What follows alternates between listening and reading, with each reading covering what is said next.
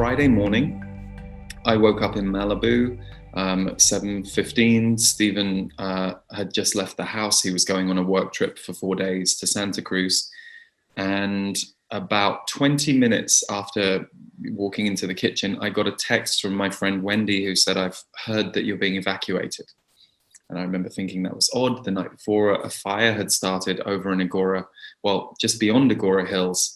But wildfires aren't hugely uncommon at this time of year in our area. So I didn't really think it would come down the hill to us. That wasn't what I went to bed thinking. So within 25 minutes, I had evacuated because I ran into the garden and I thought, is this real? Is this really happening? And there was this huge gray smoke cloud coming over the garden. So I very quickly got myself and our two cats into the car and the things that I needed for them and a few clothes for myself. And in my head, I didn't really have time to think about it. But because evacuations can happen in our area as a safety precaution, I didn't really think that we wouldn't be back in the house in a couple of days.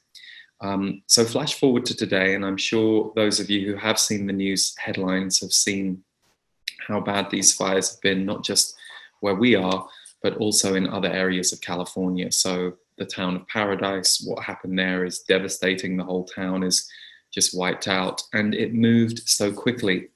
For those of you who don't know California, the Santa Ana winds are something that cause and increase wildfire possibilities in the September to November period. But this is the worst fire that certainly our area, Malibu, has ever seen. And we went to bed on Friday night thinking that our house might be gone. And seemed very likely because the fire had moved into our neighborhood. And we woke up the next day and learned that our house was still standing, which was, of course, a great relief.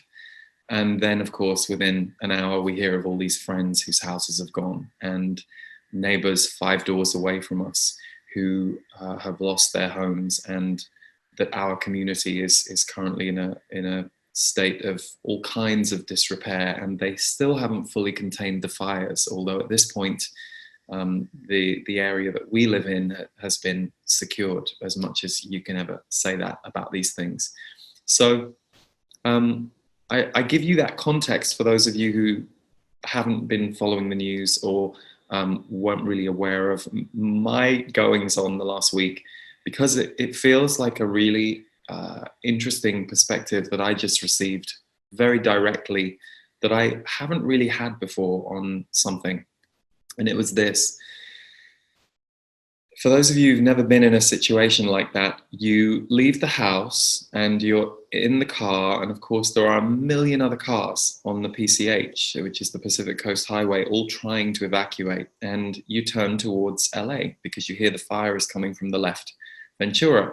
So we're sat on this road and no one can move. It took me an hour and 15 minutes to drive what would normally be a 5-minute distance.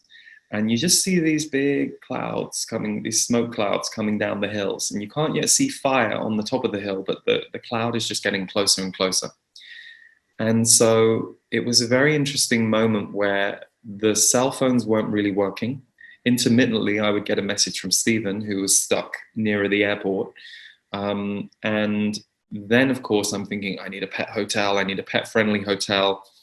I've got 2 cats meowing their hearts out in the back. And nothing would work. Nothing that would traditionally work in our system was working.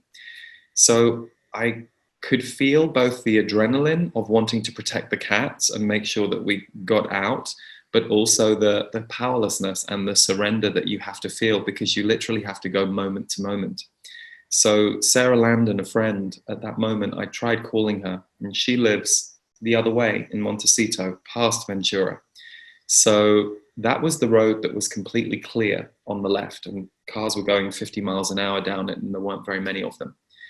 So she texted me and said, come to my guest house. So I turned the car and was relieved to start driving, until after about 30 minutes, I was driving into black clouds, orange skies, falling ash, and the car started to fill up with thick smoke that was very throat drying. Now, we kept driving. We managed to get through. I met a police officer. He reassured me he thought I would be able to get through, but he wasn't sure. So what would normally be a 1 hour, 15-minute car journey was 4 hours. And what I can tell you is it's so surreal to come out the other side into blue skies. And what really hit me in that moment when I was driving through the clouds was, this is what the Z's have been talking about for this period of transformation. It doesn't mean that everybody on the planet is going to experience the kind of nature disaster that we just have gone through.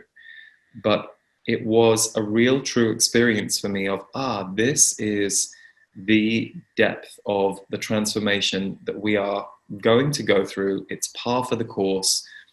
It might look like a climate event. It might look like a structure in the world falling apart, but I felt that so clearly. And what I was shown in those moments of the structure of phones or any of the usual things that we might rely on disappearing is, you figure it out, you find a way, and you do it completely because of the community.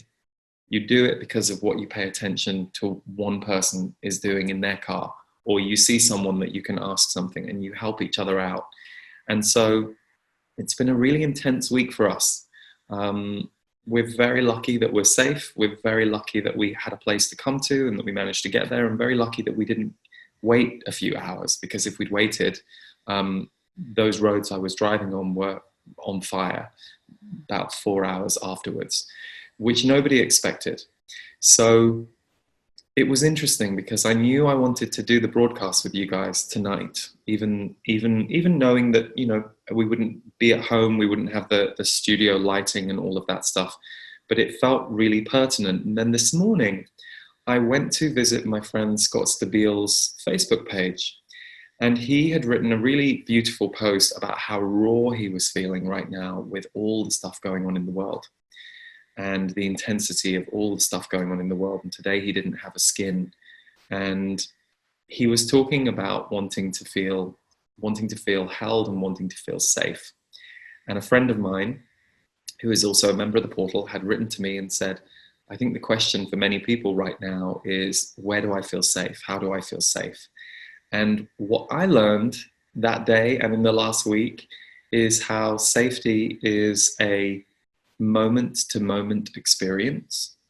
And it's one that finds us in really unexpected ways when we are out of our patterns and surrendered to what's happening in front of us. But it's often uncomfortable.